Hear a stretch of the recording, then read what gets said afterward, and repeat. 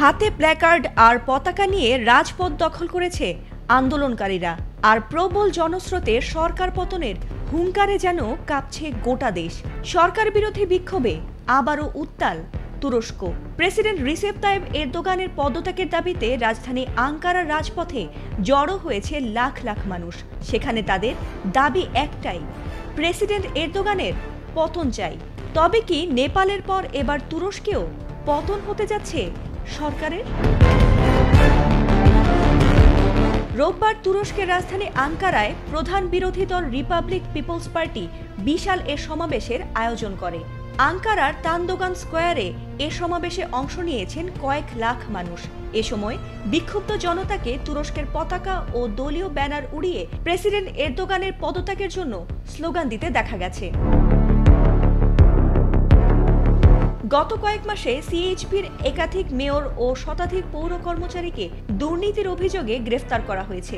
এর মধ্যে রয়েছেন ইস্তাম্বুলের মেয়র এবং বর্তমান প্রেসিডেন্ট এরদোগানের মূল প্রতিদ্বন্দ্বী এক্রেম ইমামোগলু। এলএমই সার্টিফাইড বিশ্বসেরা কপারে তৈরি ওয়ালটন কেবলস, যা আপনার স্থাপনাকে রাখবে সব সময় নিরাপদ। সিএইচপি দাবি করেছে এসব গ্রেফতার এবং অভিযোগ মিথ্যা এবং বিরোধী দলকে দুর্বল করার জন্য পরিকল্পিত চাল। এ ধরনের অবৈধ অভিযান সরকারের আগামী প্রেসিডেন্ট নির্বাচনের পথকে সহজ করতে চাইছে।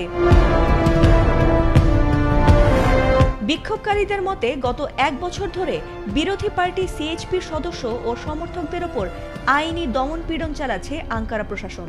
চলমান মামলার রায়ের জেরে ক্ষমতাচ্যুত হতে পারে বিরোধী দলীয় প্রধান এক্রেম ইমামোগলু, যিনি বর্তমানে কারাগারে অবস্থান করছেন। সেখান থেকে পাঠানো এক বার্তায় তিনি জানান, সরকার পরবর্তী নির্বাচনের ফলাফল পূর্ব নির্ধারণের চেষ্টা করছে। এতে তিনি রাজনৈতিক উদ্দেশ্য প্রণোদিত বিচারিক পদক্ষেপ এবং ভিন্নমত দমনের প্রচেষ্টার মাধ্যমে গণতন্ত্রকে দুর্বল করার অভিযোগও এ সময় করেন। আঙ্কারার সমাবেশে উচ্চস্বরে জানানো হয় এই বার্তা।